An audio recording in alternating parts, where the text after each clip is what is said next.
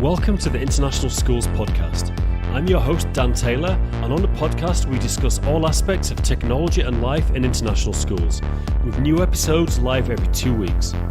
We focus on people currently working in international schools, and we talk about life in their current country, and then we dive into some specific topics. The podcast is sponsored by Absevent. We're a Google for Education partner and made up of former educators, all experts in helping schools integrate Google into their schools and classrooms. All training is customized for every school to make sure it has lasting impact. We're also experts on online virtual Google training, and we can deliver all our certification bootcamps and training completely online to schools. We have teams in Europe and the Middle East, Asia and the US, and we can help you wherever you are. Check it out over at absevent.com. We're also delighted to say we're now an ISTE partner, and we're delivering the ISTE Certified Educator worldwide with our subsidiary AE Learning. ISTE certification is a pedagogy-focused, vendor-neutral, professional certification aimed at educators wishing to transform their EdTech practice. We run 2-day certification bootcamps, which are amazing fun, great networking, and will give you a huge boost both to your career and for your school. Get all the info at aelearninglab.com. Finally, the podcast is brought to you by Acer for Education. People ask us what Chromebooks and Windows laptops we recommend for schools, and after literally trying them all, we always recommend Acer. If you'd like to get more information, please just leave your email at gg.gg/Acer Education, and we'll get straight back to you. We go to Acer HQ in Taiwan every year to be part of product discussions, and they are genuinely the best thought out, cost-effective, and durable devices out there. And now, on to the interview. Hello, welcome to the podcast. Today, I'm talking with a former educator, now entrepreneur in Finland, called Miika Anundi. So Miika, welcome to the podcast. Hey, thanks. Nice to be here. Yeah, we got talking. We met at a summit. It must be 3 years ago now, I guess, probably. And we got similar taste in music. You like a lot of punk and hardcore, and we both played in bands. I think it was my Ignite hoodie that. Something. Pennywise t-shirt on, if you can see today. I saw Ignite actually in Prague. Like last time they played, I guess it was last year. So yeah, I like them a lot. And he sang in Pennywise for a while actually as well on the one album. Yeah, he did. So, so we got talking, and so we just got in touch because obviously you started a game, some really interesting Chromebook stuff. So I want to talk about that. And also, I've doing kind of a series of talks with, I call it educator entrepreneurs. We actually started a Facebook group for people who, teachers who have an entrepreneurial project, and maybe they stay working as a teacher and they do this as a side project. And sometimes, like you, they leave and chase after it full time. So it'd be great to talk about you. Now, first of all, like I'm keen to know about your background. Like you worked for Vantaa, where we held the summit for like 9 years. Like, what did you do, like starting in the beginning, and then what was your career in teaching? Well, I'm an elementary school teacher from my heart, from the bottom. I studied in university, and I hit the school and started doing things like the others do in the school. Like in university, we were doing things with Google Drive, and we were actually our master's degree we wrote at Google Docs. It was just recently started, and we collaborated with my partner. We were at the own apartments, and we wrote the master's degree on the same page anyway. So when I hit the school, things were really from other ages, so old things at school, and we couldn't use those tools that I've used to. So when I started teaching, I had to like jump to another world, and I was really frustrated for a long time that I couldn't use those cool tools and use the gamification and stuff like that. Sure. And we didn't have the tools and stuff. Yeah. Sure. Now, actually, at this point, I wanted to talk about now, for a lot of people listening, people have heard about the Finnish education system being very good. I mean, it often gets compared. I think Singapore and Finland are usually ranked at the top. Like, could you give an overview of like what are the reasons, like what's special about the curriculum and the way of teaching in Finland, you think, that gives it this kind of world reputation? Well, everything I'll say, it's just an opinion. Yeah, sure. It's really hard to, this is not the best subject for all the teachers to talk about, but I really have a strong opinion about this. And I got my opinion from teaching from the school that is in really, really troubled neighborhood in near Helsinki. And I think it's the cheapest place to live. Near Helsinki. If you want to live nearby a train, that is the cheapest place. And my school was in the middle of those big buildings in there. So, and also from that, I've been with troubled kids there, and also I've met a lot of educators around the world from like Comenius projects and meeting other Google trainers and stuff. And I've seen how they teach around the world. So every time I meet like teachers from other countries, they have like as cool as ideas as we have, and they do things really cool. But then I find out that there is this another school in the same country that they do not have these things. So who I met from other countries are not the basic things that are happening there. I've known that for years, like, because you go to, I always go to conferences and you meet these people doing cool things, and then, but that's the people who have that innovative attitude are the people who go to the conferences and share it. That's not everybody, you know. Yeah, in Finland, if you are really like good teacher and you are really innovative, you don't like get to pick coolest school in some cool place where the kids are peaceful and so on, but you just get to go somewhere, you get the same salary and you work there and do your best. I think that's the biggest thing, like in social democratic attitude for education, that all the schools should have like best professionals. Of course, it will happen that teacher will come to the school and spend a year and see that this school is not for me because the job is harder some places. But also I think the attitude of the teachers, that they think that we are professionals, like in the hardest schools, the teachers really think that we're not doing this for money, we are doing this because we are the professionals who can do this thing here. Yeah. So when we put our like biggest bets on the places where the education is most needed, that is the way to raise the PISA things, and when you raise the lower end of the score, sure, then you get the good scores. That's a good point. And there's also some things in terms of like using flipped classrooms and things, which has been happening in Finland for a long time, is my understanding. In terms of, and also teaching multiple subjects together in a kind of holistic way, things like that as well, I've heard. Yeah, and there are like many teachers that think that these things will ruin the education in Finland. It's not that the secret is not something special. Every teacher can do their teaching in their own way.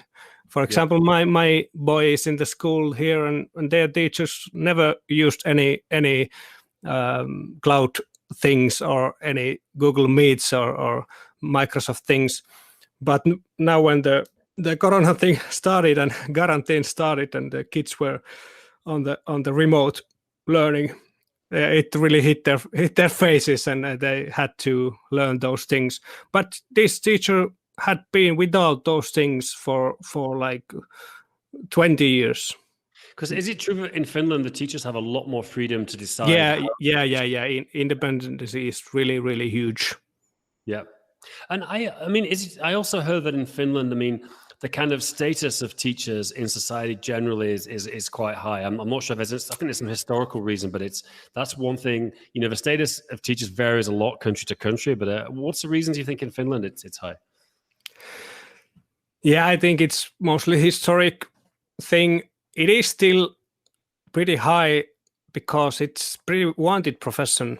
When you look at the university, the people who coming in university, young people, students, the elementary school teacher program at university is one of the most hardest to get, because there's so many people who want to go there, because it's like pretty easygoing job. What you think as a young person, but and a good holidays and stuff like that. So I think that's one big reason that it's almost as hard to get to study a thing as for example doctors and stuff. So right. Interesting. And so back to your story. So you worked as an elementary teacher, and how did your job role change like over time as you were a teacher? Because you were there like 9 years, I guess. Yeah, I was mostly like interested in IT things, of course, music and so on. But IT things like catch me up really hard, and I did some special things like with Google tools before we had the permission. Like we didn't have the Google for Education, but I still used my own Gmail stuff, and the other teachers wanted to hear about it too. And when we were told to use this system, Fronter from Norway, it was called I think it's learning or something product. Really small product that we had to use because the city was paying for it, so we had to use this tool that was from the 80s, like from the Commodore or something. The UI was really hard, so I was like fighting against those things. So then I started to teach other teachers, like my colleagues, and I got this like extra job. We have this system like tutor teachers. We're doing like multiple schools. I have like Thursdays free time, and then I go to another school and meet another teacher, and I can show him like, this is how you use this robotics thing or programming stuff. So the role started to shift from the elementary school teacher to trainer. But I think that was like the best time to train others, when you were doing things also on your own class. Like I was still doing like 4 days at class. I was doing like things like basic teaching and IT things, and then I went to teach others. So I had like this first-hand knowledge about those new things that I've really tried out. Yeah, you had the first-hand experience. Yeah, now of course the all the tools and all the computers that came. City of Vantaa in Finland, actually the Finnish teachers even do not know this fact, but City of Vantaa is the biggest like IT city when thinking about education, because of the Samsung deal. They just bought Samsung tablets for I think it was the half of the students. So if you had 400 pupils, then you get the 200 Samsung tablets. And the teachers like were never asked like, what do you need? Like, yeah, exactly. Yeah, of course there were professionals professional teachers who were asked that what is the thing right now. But the main thing was that there were these devices that came to the school. And there were like many, and all the school had the same devices. Like next school, the teachers from the another school, and they have the same devices. It really started like gathering up the information and knowledge and training. Everyone like started to find out things what you can do with these. And then another way was the Chromebooks. The like biggest thing that happened when we got the Chromebooks at the school, the same system, like 200 Chromebooks for the 400 student school. So then I could like tell the principal that we get these Chromebooks, and all the 4th graders, 5th graders, 6th graders, they will get their own computer, and they will put it on the backpack and use it at home. And then it really like opened up. Yeah, I mean, I always look at, obviously I'm a Chromebook fan, but I think for most use cases, especially the convertible Chromebooks compared to a tablet, is a much better device and often cheaper as well. If you have the convertible Chromebooks, you can use it as a tablet in most cases pretty well. And I always think that's a good choice for even for elementary schools. Yeah, and the biggest thing is that you have the device one by one. You have everyone has their own device, and the leader of the one city of Vantaa Education, he said that if the home does not have the computer, the government should offer the computer, because it is so big thing in the future to know to use these things. So government has to offer all the pupils their own computer. So when I was at this neighborhood, I told the principal that the leader said that we have to give them the computer. So we just put it on the backpack, and in the end it was really easy, because it's like the personal device. You charge it at home when you sleep, and the battery lasts the whole day, and you keep your own device. It will not break, because you know which one is yours. And was the project successful? Did the school bring in more Chromebooks, or did they stick with a small group of initial ones? Yeah, that the school started buying more Chromebooks, also. And when this remote learning happened, I've talked with many teachers. They've told me that it was really good idea to start the thing early, give them the computers and learn these things.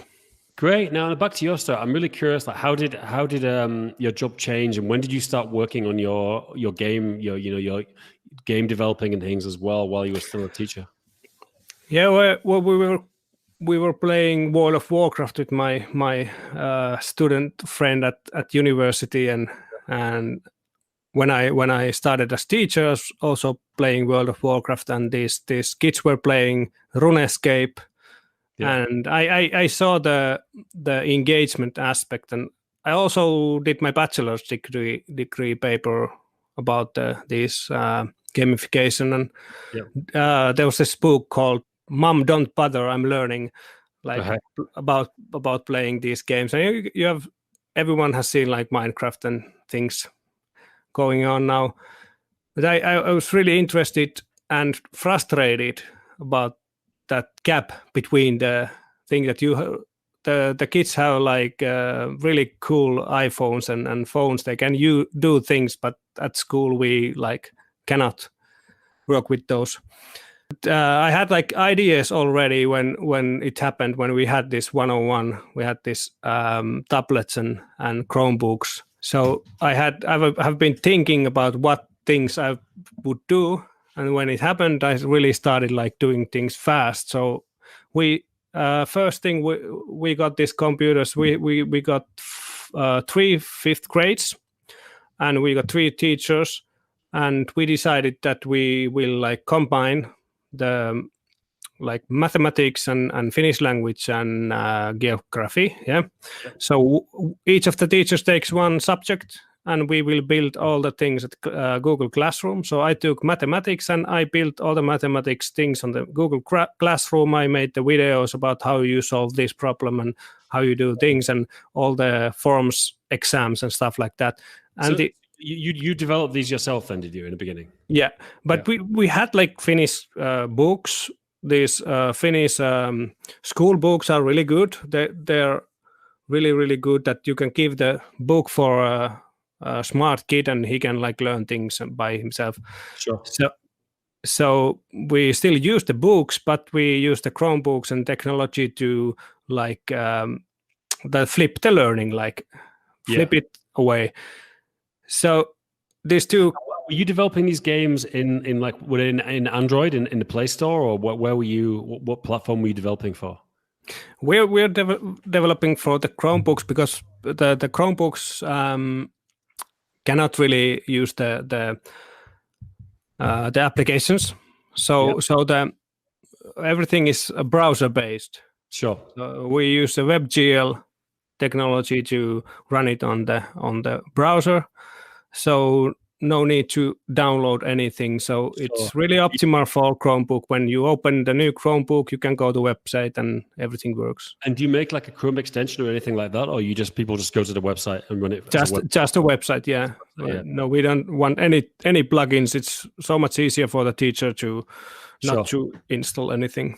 Sure. So what was it? You made this first game. Was this just something you were giving away for free in the beginning, or how did this happen? Yeah, it was like the first simple idea about the Flappy Bird, where you can pick up the answers. Yeah, like multiple choice question answers. So we were developing it for our MVP, and then this Corona time started, and we decided that we can like push it on the Play Store anyway.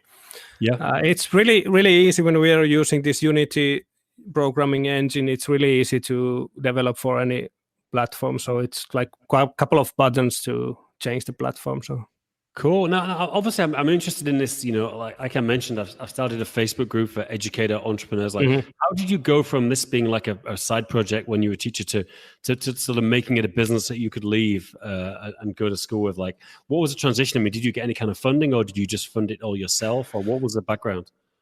Yeah, it happened really fast.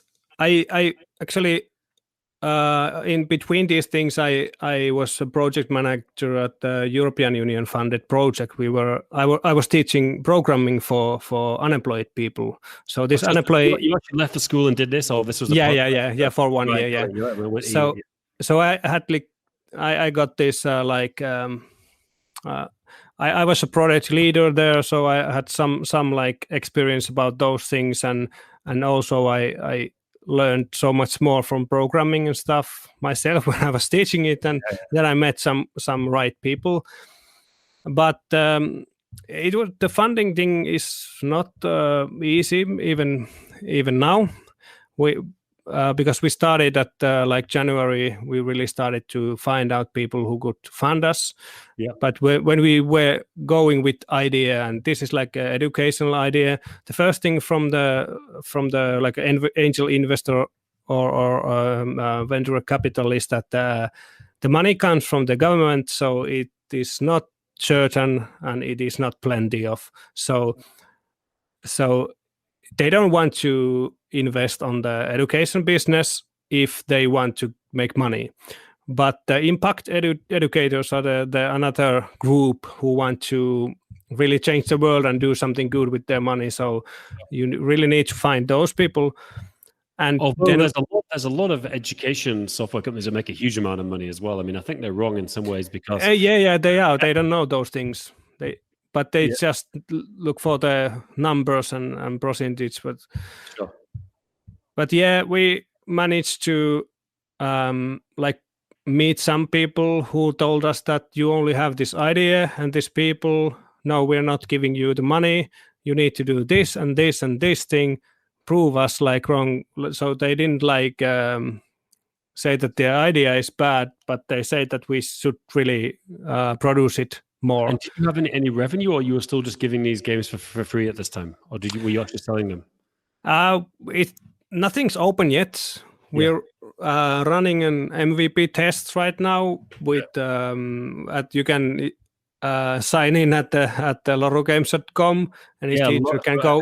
lorugames.com. This is an audio podcast, people can't see it, but definitely I'll put a link in show notes. People can look at it. So you can go to the ambassador program, and we're picking up some people around the world to test the MVP, and we're collecting the ideas to improve the things. And it's really not ready yet, but I think in these days nothing's really ready ever. Sure. And it cannot be. If I say it's ready, then I stop working with it. So well, that's a great thing about web-based software, web-based games. You constantly. It's not. And so how did the story end with the funding? Did you get funding, or did you give up on that, or are you still looking, or how did it end? Well, there's this European fund also in Finland. It's the government called Business Finland. They get the European Union money, and they took in the applications, and we gathered 30,000 euros, our own money. Not so big money, but anyways, like we are 10 people now, and we put our own money, and then we got like 50,000 from European Union through this Business Finland. So we had to do like application and business plans for them, and prove that we are really doing this. And we now have some things we need to prove for them. For example, test marketing at the US. So we have this good thing that we have somebody who like has our back, that they are telling us what we have to do. So Sure. they're looking for at that. So. And so how is it go? Like, how many people are involved in this project then? We are actually 12 or 13, but we are full-time. We are 3 people now. So I'm curious, like for all of the guys who are full-time, I mean, are you still, I mean, obviously everyone needs to make some income to live. Like, are you working I know you've done some Google training. Are you doing training as kind of a side project while you do this? Or are you just kind of, because it's interesting when people do an entrepreneur project, do you go all in or do you also look for other things to keep the income going? For myself, I'm doing some trainings, but we are trying to keep it like really doing this, concentrating on doing this thing. So because the timeline is so small, it's so short. We have only 6 months to prove these things for the Business Finland, that we get really get the money. So now and how would you describe this the game and the MVP you've got? Like how would you describe it to a potential user? Well, I want to show you my screen, so it's a bit easier to explain things. Sure. But we'll still have to explain, like I say, because it's an audio podcast, so we'll have to. Yeah. I'll explain on the way. So we have this page where the teacher goes and he will sign in with Google and goes in the portal, and he will start doing the questions. There are plenty of these multiple choice question based things on the web, the usual things. But we have already made this thing where you can add the questions and things here, and you manage your class, and you can set up these multiple sets on the same time. So these products that are web apps that are now running, they do not gather your student as a group. So we have like that students come here with the Google account. So we have like in a classroom, they are in a group, so you can find out data about them in the long run. Yep. So we have this example charts here that we will start building, like that this kid has done this English exam, this questionnaire or something. And sure. But the base thing is that when you make the question set, then you can invite your students to your group, and your students go to this page where we now have these 8 example projects, and these questions which questions do I have now? I'm not sure which ones I'm testing all the time. So a teacher has done the questions. So this is really a platform. The teacher can make their own questions and their own questions. Yours is like a platform for them to do whatever they want, basically. Yeah, whatever kind of questions. And the kids go to these games. Yeah, and there's like kind of junk backgrounds and things. That's what I'm watching now. Yeah, there's this question on the top, and then in game there are these choices. So there is always the gaming also. So you need to know how to play on screen while they're kind of looking at a choice question. So it's like learning in you are not focusing the learning, Sorry, you are not focusing on the learning. You are focusing on the gaming. Yeah, exactly. So yeah, it happens in the surprise, Yeah, I mean, you're basically tricking in a good way, Yes. So you need to concentrate on the game to apply into the right answer. Yeah, as well. That's great, and it's really, really good. You've got some really nice graphics there as well. Yeah. Our artist is really a piece of treasure. Apply the character into the correct answer. So as you can see, I have really long questions here, and this is one of the tests that we've been testing the text boxes and stuff. But you don't. I don't think you have time to read these questions. I probably It's think so I could. fast. It's in Finnish. Oh, here we go. This is Okay, English. Following contributes to global sea levels. Yeah, it's too fast for me to read. Yeah. But actually, I knew this answer because I've been playing this a bit. So this way you will learn things so well that it's in your spine. Oh, okay, so it's deliberate Like, to have it too fast, so they yeah, have to it will. times. Yeah, it'll go so fast in the end. The games are always like different. So in this game it goes really fast, and in this game you have like time to think about the answer. But So there's people not watching. There's multiple games and multiple choice questions, but they're all mixed into different games, and you can select the game which you put your questions into. But you can put the same questions into any one of these games, basically. yes, yeah, that's what happens when you ask your students to go this page. You cannot pick which game they play, but you can pick the questions. Got it. Or they can choose the game themselves. Yeah, they can choose the game if they like this like slower game or faster game, and which one they prefer or which one they prefer today. Sure. That's great. Now, how many schools are currently using this? How many schools are currently working with these games? Well, not so many. There's just quite in Finland we have like summer holidays right now. Yeah.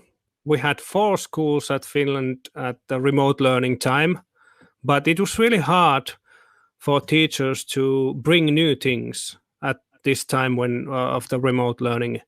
They told me that even if these teachers were really good with IT, they told me that when the remote learning started, their kids at home, they do not do so many things. They don't have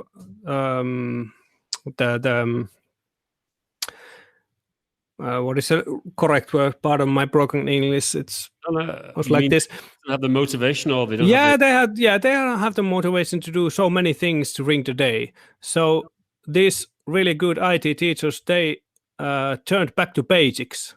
So they say they cut everything extra. So these teachers tried to give this to test with those students, but the students just didn't do the things, Great. Like, so Miika, so just to finish off, I know we're coming to the end of our chat. Like, what do you see as like the next step for you? Like, what are you hoping for? Because obviously it's really interesting. We're talking to you in kind of the middle of your entrepreneurial journey. It'd be good to come back and catch up how things have gone. But what are you hoping for in the next few months? Well, next few months will be really rush with these games. We'll be like concentrating to really bring quality games. Like we don't want that first testers in fall will be like this. The kids will say that I don't want to play. This is really bad game. So we're making these games really good. So next thing I will be doing this one flying game. But for our company, I think you were looking for this answer.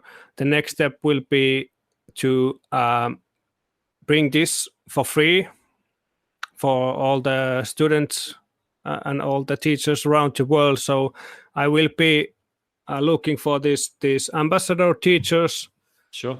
And when I get enough and when the MVP is ready, I will open it up for the ambassador teachers and tell them to share it around the world on social media and so on. Well, so please contact us. We'll share it on the Apps Events website, and we've got a lot of followers on Twitter. So just make sure you get in touch. Yeah, sure. Do that. Yeah, and you can follow us on LinkedIn and sign in on the ambassador program. So sounds good. I'll follow you on LinkedIn. Look, Miika, it was really great to chat and really interesting to see your entrepreneurial project. I wish you all the best of luck with it. I'm sure it's gonna go well. And anything else you want to promote? Any links you want people to take a look at? Well, not really, but greetings from Aleksandra Ahtiainen from met her this morning. Okay. I'm talking about you and about Fantastic, great. you're doing. Okay, cool. Really cool that you're doing this thing also, and I really checked out your previous podcast, and there were some really interesting things I'm going to look afterwards.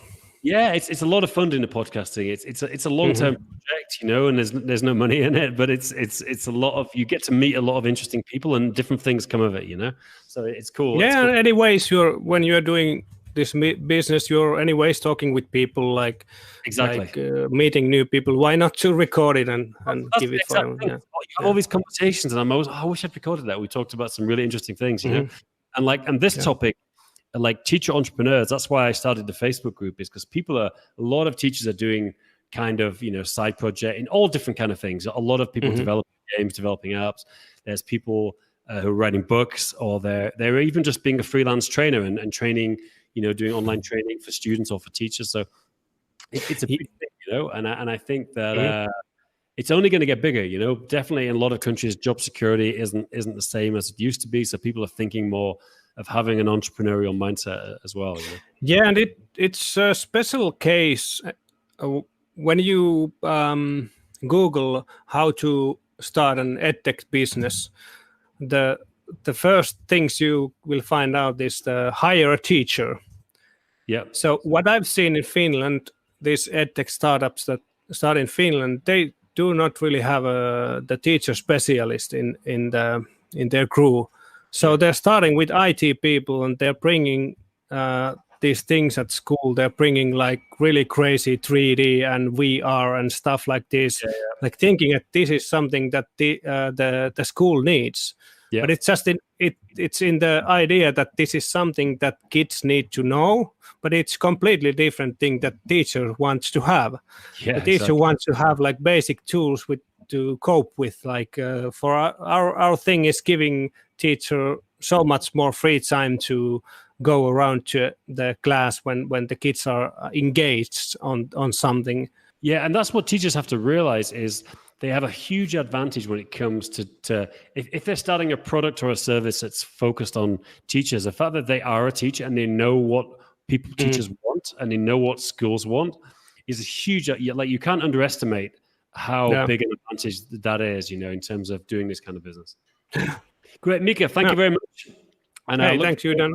We'll follow up in like 6 months or something, and we can see how things are going. Yeah. Okay. Thanks.